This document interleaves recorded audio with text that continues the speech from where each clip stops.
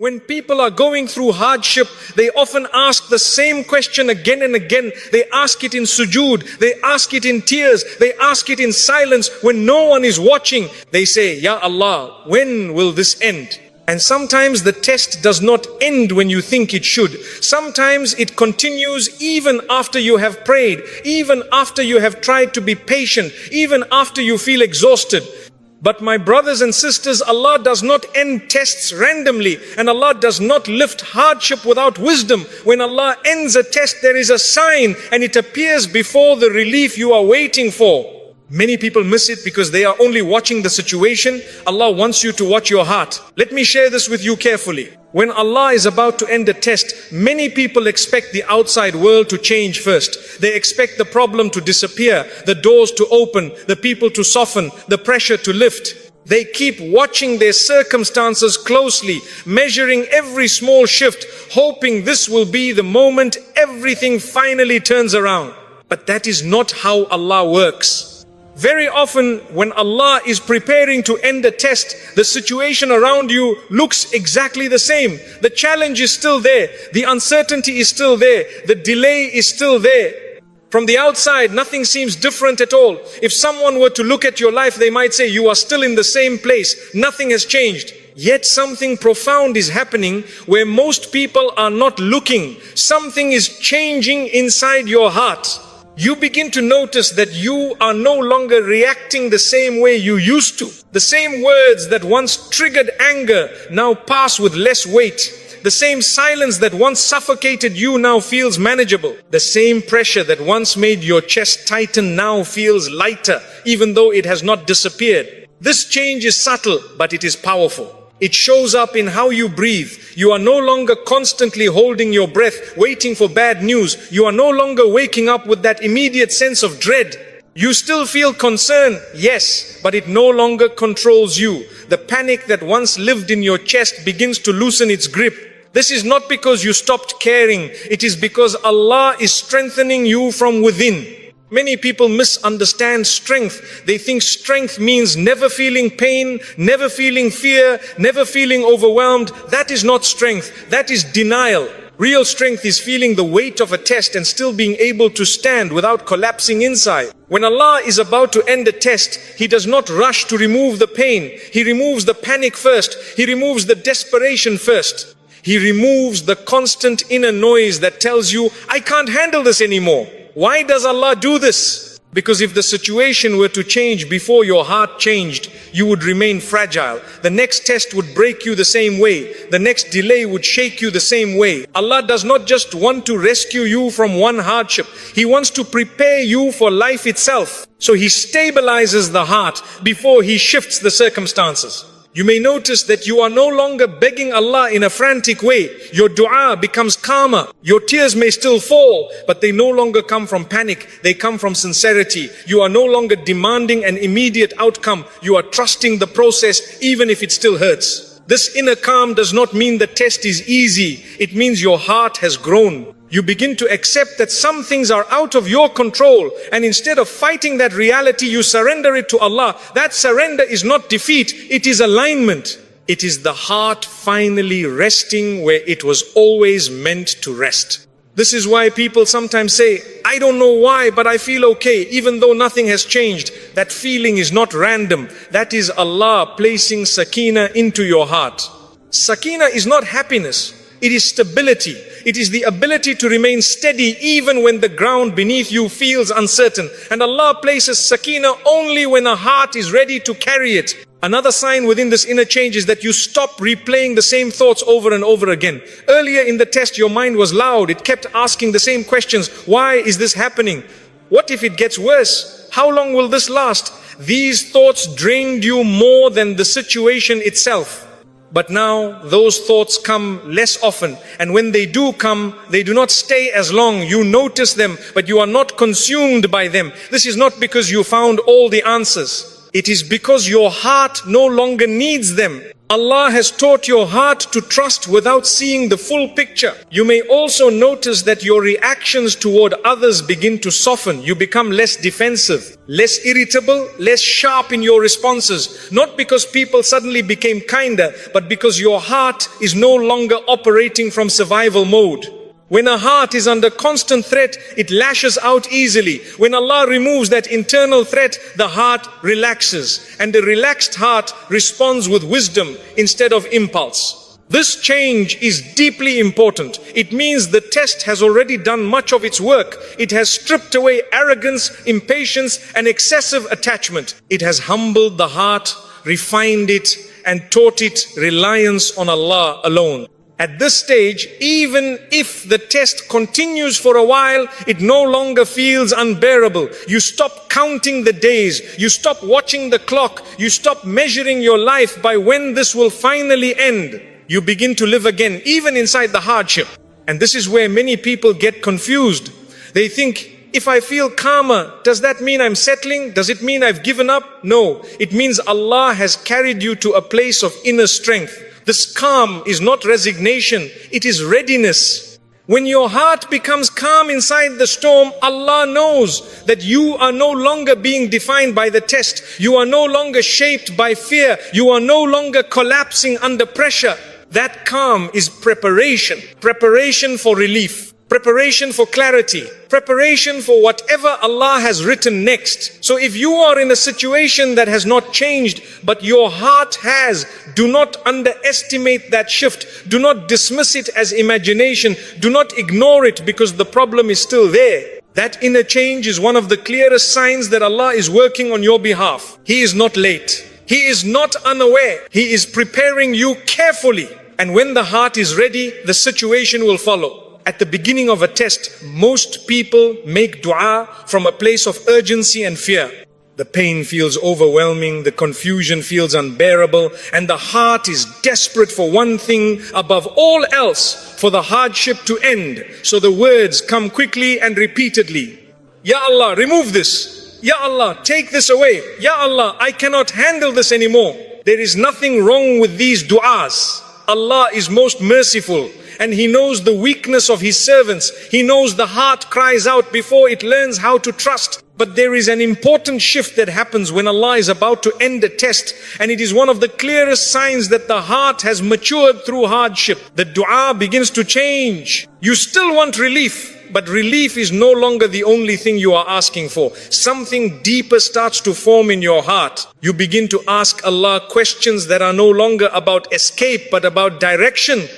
You say, Ya Allah, guide me through this. Ya Allah, show me how to respond correctly. Ya Allah, don't let this trial distance me from you. This change matters more than people realize. At first, the test feels like an enemy. You want to run from it, you want to push it away, you want it gone at any cost. But when Allah is preparing to end the test, He helps you see it differently. You no longer see the hardship only as pain. You begin to recognize it as a process. You stop asking only for the door to close and you start asking Allah to teach you how to walk while it is still open. This is not because the pain has disappeared. It is because your relationship with Allah has deepened. You are no longer treating dua as an emergency alarm. You are treating it as a conversation with the one who knows you better than you know yourself. Earlier in the test, dua may have felt rushed. You prayed because you were scared of what would happen if things stayed the same. Your heart was tense. Your words were heavy. You were pleading from a place of anxiety. Now, even though the test may still be present, your dua slows down. You speak with more calm. You pause. You reflect. You ask Allah to shape your response, not just your outcome. This is a powerful sign of trust. It shows that your heart is no longer trying to control the timing or the result. Instead, it is placing itself under Allah's wisdom. You accept that Allah sees what you do not. You accept that there may be lessons you have not fully absorbed yet.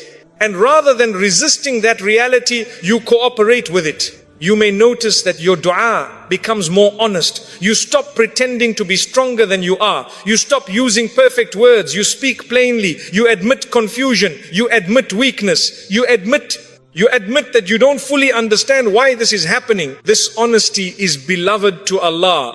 Allah does not want rehearsed dua. He wants sincere hearts. And when a servant reaches a point where they can say, Ya Allah, I trust you, even when I don't understand you, that is a sign of deep iman. Another important shift happens here. You stop making deals with Allah. At the height of hardship, some people bargain in their dua. They say, Ya Allah, if you remove this, I will do this. Ya Allah, if you fix this, I promise I will change. But when Allah is about to end a test, that transactional tone fades. You are no longer trying to negotiate your way out. You are seeking closeness, not escape. You say, Ya Allah, help me remain obedient regardless of what you decide. Ya Allah, keep my heart firm. Ya Allah, let me leave this test better than I entered it. This is a sign that the test has already softened your ego. You are no longer placing conditions on your worship. You are no longer tying your faith to outcomes. You worship Allah because He is Allah, not because He has already solved your problem. This level of sincerity does not appear at the beginning of hardship. It is forged inside it. You may also notice that your dua includes others more. Earlier, your pain consumed your attention. Everything revolved around what you were going through. But now, even while you are still tested, your heart opens again. You pray for others. You think of those who are struggling in different ways. You feel empathy instead of bitterness. This expansion of the heart is another sign of growth. Hardship often shrinks a person inward. It makes them self-focused. When Allah is preparing to end a test, He reverses that contraction. He allows the heart to expand again. And with that expansion comes clarity. You begin to realize that the greatest danger was never the situation itself. It was losing your connection to Allah during it. Once that fear disappears, the test loses much of its power over you. You may still ask Allah to remove the hardship, but your peace is no longer dependent on the timing of His answer. You trust that when relief comes, it will come at the right moment. And if it is delayed, it is not cruelty, it is care. This is a difficult level to reach, but it is a beautiful one. It means your heart has moved from resistance to reliance, from panic to patience, from fear to faith, from control to trust. And when a servant reaches this state, Allah does not abandon them. Allah does not ignore such a heart. Allah responds in ways that are always better than what the servant imagined, even if the response does not come immediately. So if you find that your dua is changing, do not overlook it. If you find yourself asking Allah for guidance more than escape, understand that something important is happening within you. The test is doing its work. Your heart is being prepared, and Allah is closer than you think. Sometimes the test ends not when the problem disappears, but when the heart learns how to walk with Allah no matter what remains. And once that lesson settles, relief is never far behind. One of the clearest ways to know whether a test is still in its active phase is to look honestly at what it is doing to your relationship with Allah. Not what you claim outwardly, but what is happening quietly in your daily behavior, your habits, and your reactions when no one is watching.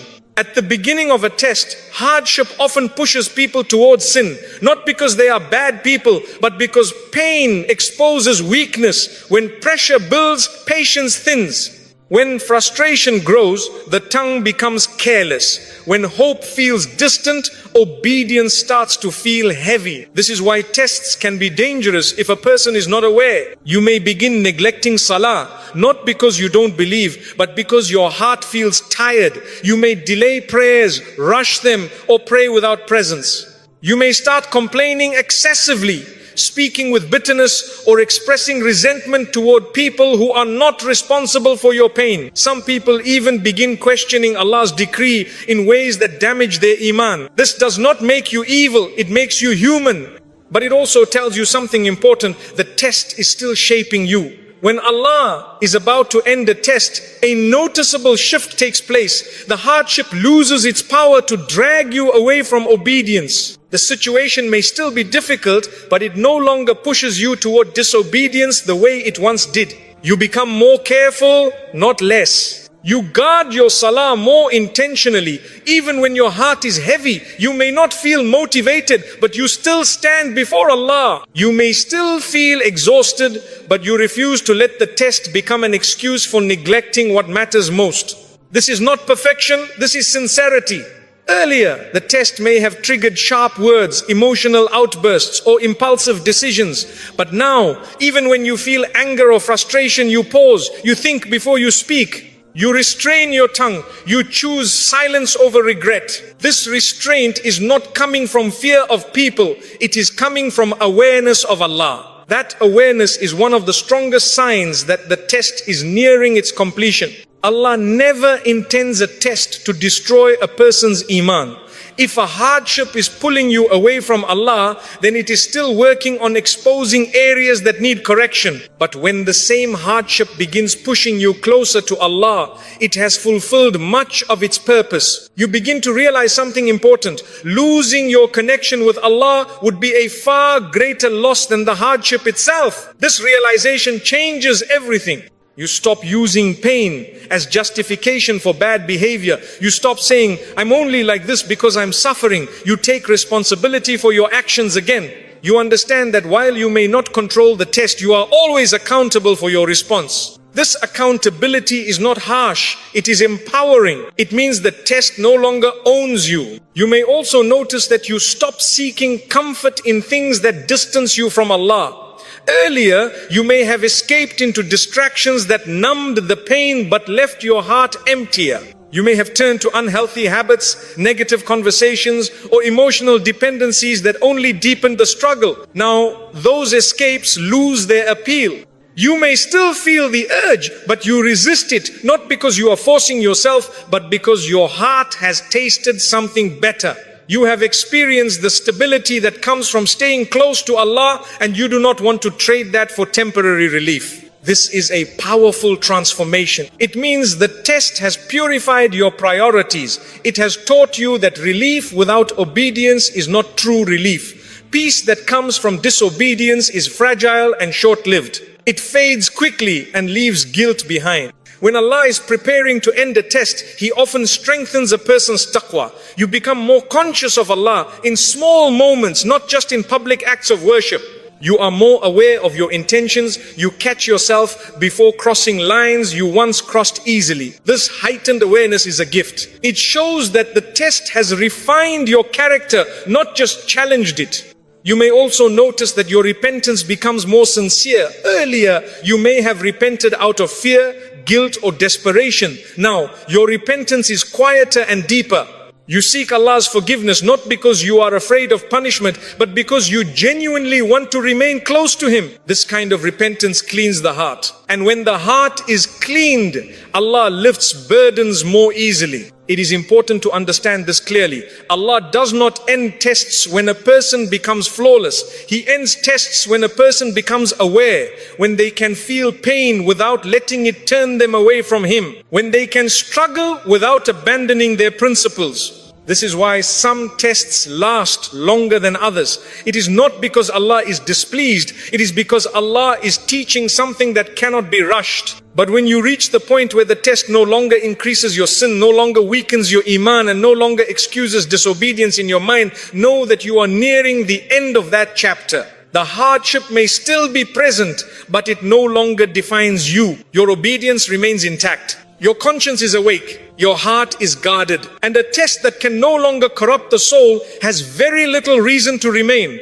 Allah does not burden a heart forever when that heart has learned how to stay with Him no matter what. That is when relief draws near, even if you cannot see it yet. One of the most exhausting parts of hardship is not always the situation itself. Often it is the need to be understood. At the beginning of a test, many people feel an intense urge to explain themselves.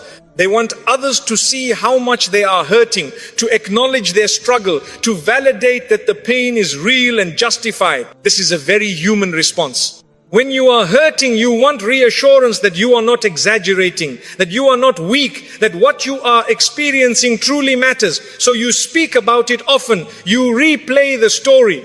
You correct misunderstandings. You defend yourself when people minimize your pain or misjudge your actions. But when Allah is about to end the test, something shifts inside you. You begin to feel less dependent on people's understanding. Not because the pain has disappeared and not because others suddenly became kinder or more insightful. The change happens because your heart no longer needs external validation to feel secure. You slowly realize that being understood by people does not heal you the way being seen by Allah does. Earlier in the test, misunderstanding from others may have hurt deeply. When people dismissed your struggle, judged your choices, or offered shallow advice, it added another layer of pain. You may have felt lonely even in the presence of others. You may have thought, if only they knew what I'm going through. But now, that need begins to fade. You stop trying to convince people of your sincerity. You stop explaining every detail. You stop correcting every wrong assumption, not because you agree with them, but because your heart has found rest elsewhere. This is not bitterness, it is peace. When Allah is preparing to end a test, He shifts your reliance from people to Himself. You become content knowing that Allah knows your intentions, your tears, your patience, and your private battles. And when Allah knows, you no longer need to be seen. This inner shift is deeply liberating. You begin to conserve your emotional energy. Instead of spending it on explanations and justifications, you invest it in your relationship with Allah. You speak to Him more than you speak about your pain to others. You turn inward instead of outward. This does not mean you isolate yourself or become cold. It means you are selective. You no longer feel obligated to share your wounds with everyone. You understand that not everyone has the capacity to carry your story with care. This discernment is wisdom. Earlier, you may have expected people to react a certain way. You hoped they would support you, defend you, or at least remain gentle. When they didn't, you felt disappointed or even betrayed. That disappointment deepened the test. But when Allah is about to end a trial, your expectations of people lower, not in a negative way, but in a realistic way. You accept that people are limited, they see from their own perspective. They speak from their own experiences. You stop taking their misunderstandings personally. This is a major sign of inner healing. You realize that people's opinions do not define your worth and their reactions do not determine your sincerity. You stop needing applause for your patience or sympathy for your pain. Instead, you become satisfied with Allah's approval. There is a quiet dignity that comes with this stage. You walk differently. You speak less about what you're enduring, but you carry yourself with more composure. Others may not know what you've been through, but they can sense a depth in you. This depth was formed in silence. Another important change is that you stop defending yourself against every accusation. Earlier, when people misunderstood you or spoke unfairly, your instinct may have been to correct them immediately. You felt compelled to protect your image. Now, you pause. You ask yourself whether responding will actually bring benefit or whether silence will preserve your peace. More often than not, you choose silence. This silence is not weakness, it is strength. It is the strength of someone who knows that truth does not always need a loud defense. Over time, character speaks louder than explanations, and Allah is the best defender of those who trust Him. You also begin to notice that you are less affected by gossip, judgment, or criticism. These things still exist, but they no longer pierce you the same way. You no longer replay conversations in your mind. You no longer dwell on what someone said or didn't say. Your heart is no longer living in other people's mouths. This is freedom. When Allah is about to end a test, He often removes the emotional dependence on others. He teaches you to stand with dignity even when you are misunderstood. He teaches you to be gentle without being fragile. This stage is important because many tests are prolonged by attachment to people's opinions. As long as a person needs external validation to feel okay, their heart remains unsettled. But when your heart finds its anchor in Allah alone, stability arrives. You may still feel pain. You may still experience moments of sadness, but you are no longer shaken by the need to be seen or understood by everyone. You trust that Allah sees you completely. He knows the nights you cried without witnesses. He knows the patience you showed when no one praised you. He knows the restraint you practiced when you could have reacted differently. And that knowledge becomes enough. So if you notice that you no longer feel the urge to explain yourself, if you no longer feel distressed when people misunderstand you, if you are at peace being silent about your pain, do not assume you have become numb. You have become grounded. This is often one of the final stages before relief. Because when a servant no longer needs the world to validate them, Allah knows their heart is strong enough to receive what comes next. And when Allah gives, He gives with wisdom, mercy and perfect timing. At the height of hardship, it is very easy to believe that you are being punished. The pain feels personal, the delay feels intentional, the weight of the test makes you question your past, your mistakes, and even your worth. You begin to wonder whether Allah is displeased with you, whether you did something to deserve this, whether this hardship is a sign of rejection. These thoughts are common. They arise when the heart is overwhelmed and searching for meaning. But when Allah is about to end a test, one of the most important shifts that occurs is this: the test stops feeling like punishment and begins to feel like instruction. You begin to see that the hardship was not meant to crush you, it was meant to teach you.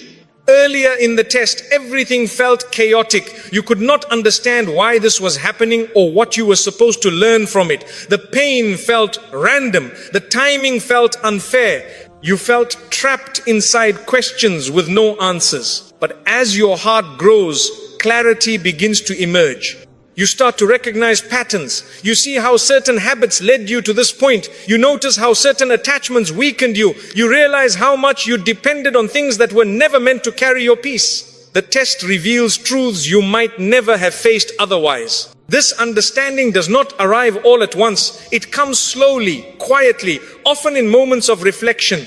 You may suddenly think, if this had not happened, I would still be living the same way. Or, if this door had not closed, I would never have corrected my path.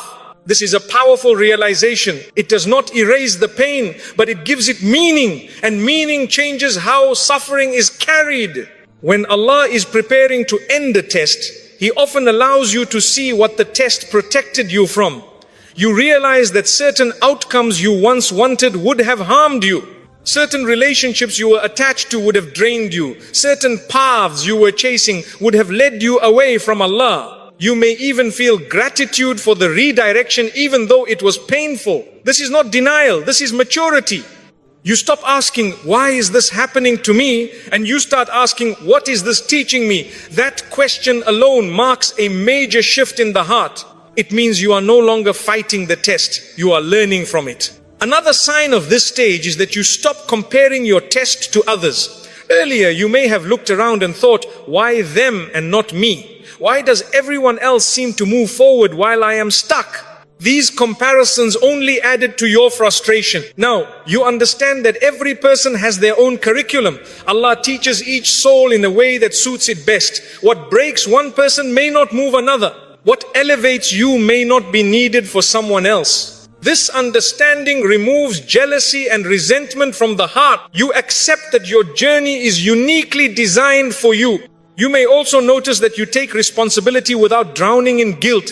Earlier, self-reflection may have turned into self-blame. You replayed mistakes and punished yourself emotionally. You carried shame alongside the hardship. But now, your reflection becomes balanced. You acknowledge where you went wrong without condemning yourself. You recognize your flaws without losing hope in Allah's mercy. You learn the lesson without defining yourself by the mistake. This balance is critical. Allah does not teach through humiliation. He teaches through awakening. When the lesson is learnt, the burden no longer needs to remain as heavy. You also begin to notice that you respond differently when the same triggers appear. Situations that once led you into the same mistakes no longer pull you the same way. You pause. You choose differently. You apply what you have learnt. This practical change is one of the strongest indicators that the test has served its purpose. A lesson that is not applied is not complete. But when you start living differently because of what you endured, the test has fulfilled much of its role.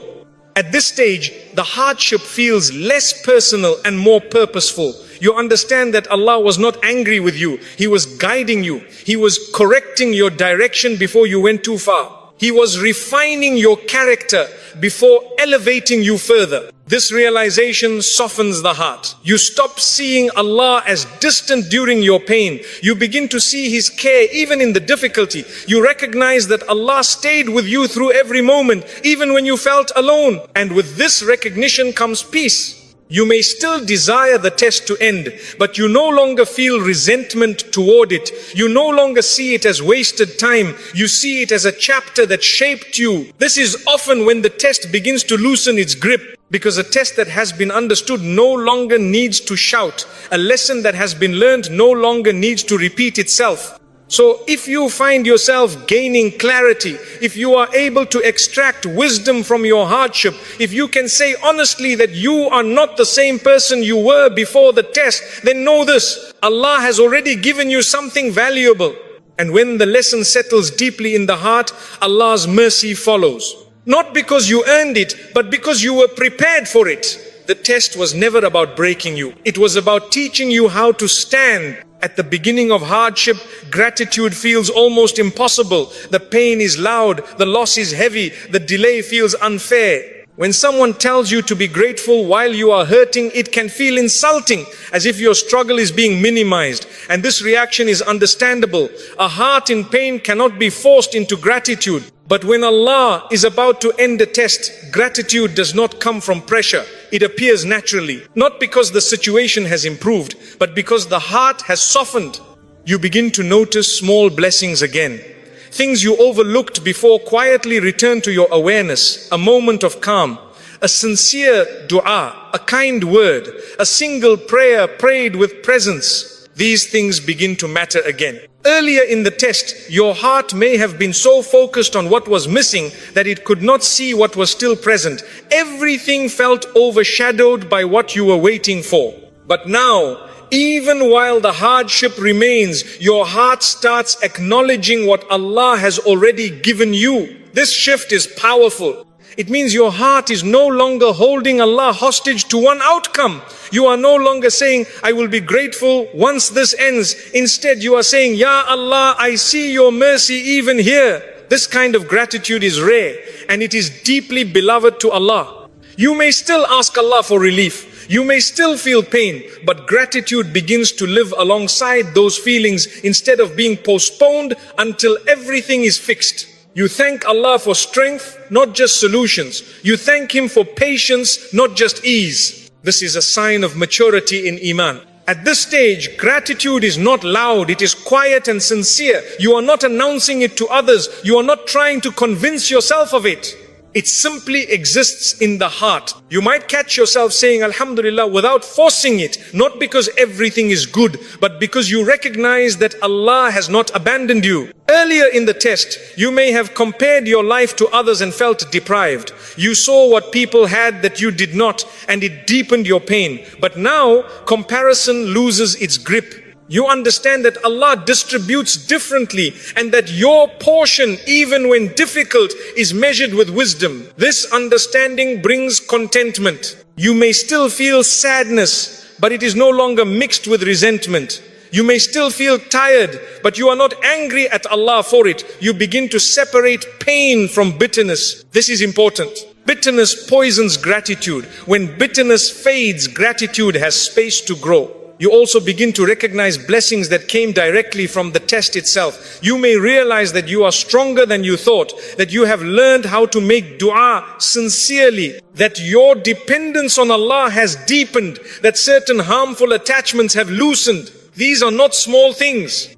Many people reach comfort without ever reaching closeness to Allah, but you were given closeness through difficulty. And when you see that clearly, gratitude becomes natural. Another sign at this stage is that you stop complaining excessively. You may still express pain, but you do not dwell in complaint. You no longer rehearse the hardship repeatedly. You no longer speak as if Allah has wronged you. Your words become more balanced. You speak with honesty, but also with restraint. You do not deny your struggle, but you do not magnify it either. This balance reflects a heart that trusts Allah's wisdom even when it does not fully understand it. When Allah hears gratitude from a heart that is still tested, it carries special weight. It is easy to thank Allah after relief. It is much harder to thank Him while waiting.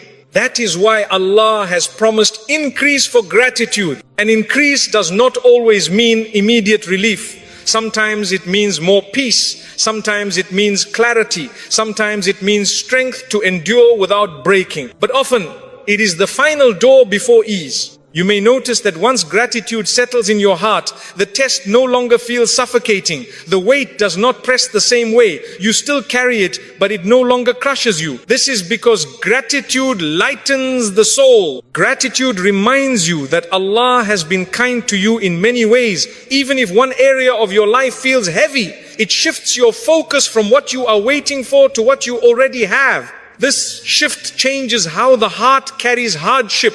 It is also important to understand that gratitude at this stage does not mean you are settling or giving up. You are not saying, this is fine forever. You are saying, I trust Allah while I wait. That trust is powerful. It tells Allah that your iman is no longer dependent on immediate outcomes. It tells Him that your heart is anchored, not desperate. And a heart that is anchored can receive ease without being shaken by it. So if you find yourself feeling grateful even before relief arrives, do not dismiss it. Do not question it. Do not feel guilty for it. This gratitude is not a sign that you have forgotten your pain. It is a sign that your heart has learned how to remain connected to Allah no matter what. And very often, when gratitude reaches this level, the test has almost finished teaching what it needed to teach. Because Allah does not withhold ease from a heart that has learned how to thank Him in difficulty. Relief may not arrive loudly. It may not arrive dramatically. But when gratitude lives in the heart before the door opens, know that Allah is already turning the handle. At the beginning of a test, fear dominates the heart. Not just fear of the pain itself, but fear of what the pain might lead to. Fear of loss, fear of humiliation, fear of things getting worse, fear of an ending you cannot see or control. This fear is often more exhausting than the hardship itself. Your mind runs ahead of reality. It imagines every possible negative outcome. It replays worst case scenarios again and again. Even during moments of rest, your heart is not truly resting. It is preparing for disaster that has not yet happened. This constant anticipation drains you. But when Allah is about to end a test, something profound shifts. Fear begins to loosen its grip. Not because you suddenly know how everything will turn out. Not because guarantees appear. The uncertainty may still exist. The future may still be unclear. But your relationship with that uncertainty changes. You stop living in the outcome. You realize that no matter what happens, Allah will still be Allah. He will still be wise. He will still be merciful. He will still be in control. And this realization changes how the heart carries the unknown. Earlier in the test, your peace depended on predictions. You needed reassurance. You needed signs that things would improve. You needed evidence that your patience would be rewarded soon. Now, your peace no longer relies on those things. You begin to say with sincerity, whatever Allah decrees is good. And this is not a sentence you say to sound strong. It is something you actually feel. This is tawakkul. Tawakkul is not the absence of fear. It is the ability to move forward without being ruled by fear. It is trusting Allah even when the path ahead is not clearly visible. At this stage, you stop checking for outcomes constantly. You stop monitoring every sign, every message, every delay. You stop waking up and immediately worrying about what might go wrong. Your mind becomes quieter. This does not mean you are careless. You still take responsibility. You still make effort. You still plan where appropriate. But you are no longer emotionally attached to a specific result. This emotional detachment brings freedom. You are no longer bargaining with the future. You are no longer saying, if this happens, I'll be okay, but if it doesn't, I won't survive. You understand that your survival does not depend on a single outcome. It depends on Allah. This understanding is deeply stabilizing.